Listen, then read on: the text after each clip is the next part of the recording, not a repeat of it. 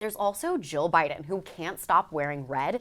Um, and it just seems the whole, Biden family is just really excited to be done with everything that happened and go off to the beach and have a great time. Yeah, I think President Biden and Vice President Harris had lunch with each other at the White House. I would have loved to have been a fly on the wall. I can only imagine what they might have said to each other. But yeah, Biden seems pretty happy to be wrapping things up. Substantively, though, he may still do some things. He's trying to negotiate a ceasefire in the Middle East between Israel and Lebanon with Hezbollah, in the middle, maybe even with Hamas. Do some other things. He'll probably issue some regulations that will force Trump to repeal them. Welcome to the Debriefs, where we talk to Washington Examiner's top editors about the stories leading the week and where they're headed. Be sure to like and subscribe. We are so close to that 100,000 viewers here on YouTube, so be sure to subscribe to see more Washington Examiner content. We are now here with David Mark, managing editor for our Washington Examiner magazine.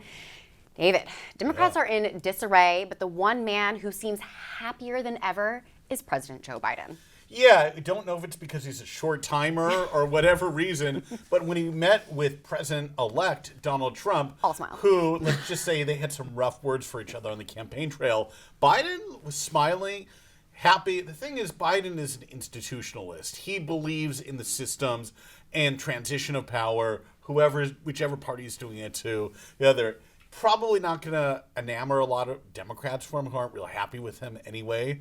But, hey, he's going out with a smile on his face. Yeah, and the thing he keeps touting is, well, I'm going down in history as the only man to beat Trump, and almost kind of a stick it to Harris, who was just absolutely not the person to do it. I think we spoke last week saying how, she didn't win a primary vote. She wasn't able to excite voters in her first primary. She definitely didn't excite voters in the general. But there's also Jill Biden, who can't stop wearing red. And it just seems the whole, Biden family is just really excited to be done with everything that happened and go off to the beach and have a great time. Yeah, I think President Biden and Vice President Harris had lunch with each other at the White House. I would have loved to have been a fly on the wall. I can only imagine what they might have said to each other. But yeah, Biden seems pretty happy to be wrapping things up. Substantively, though, he may still do some things. He's trying to negotiate a ceasefire in the Middle East between Israel and Lebanon with Hezbollah, in the middle, maybe even with Hamas.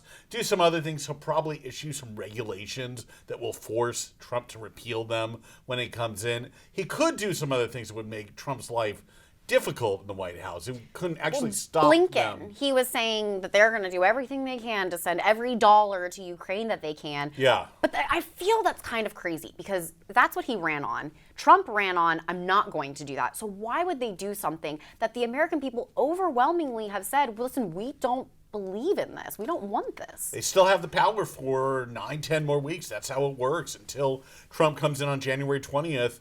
The outgoing person gets to do what they want. It just depends how difficult Biden wants to make it, despite that big smile on his face when he met Trump. Right, of course.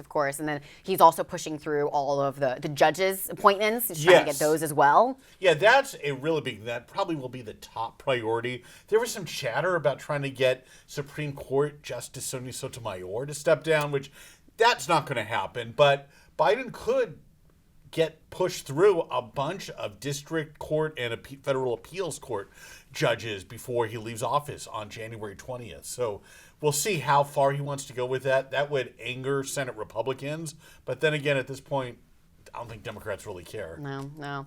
And so we'll have to see not only what Trump will do his first day in office, but what he will undo when we get to that point. Yeah, and there's always an element of that whenever a new president comes in from the opposite party, even sometimes the same party. But yeah, Trump is probably going to issue a bunch of executive orders on the first day. I wouldn't be surprised if he did it from the inaugural dais right after he's sworn into office. That, to me, always seemed like it would have been a dramatic gesture. So we shall see. Yeah, we'll see then. All right, well, David Mark, managing editor here for the Washington Examiner magazine.